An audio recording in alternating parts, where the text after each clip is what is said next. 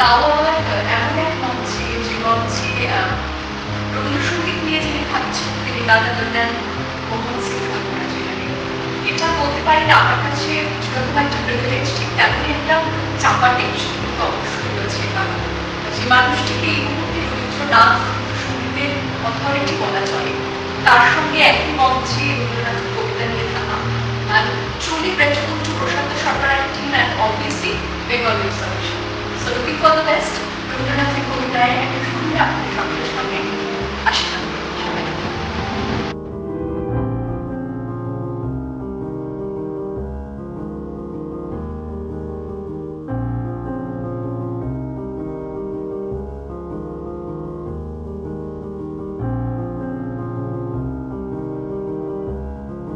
আজ আমরা এসেছি উপজাতি সদন একটা অনুষ্ঠান করতে। অনুষ্ঠানের নাম হচ্ছে রবি রাগিনী।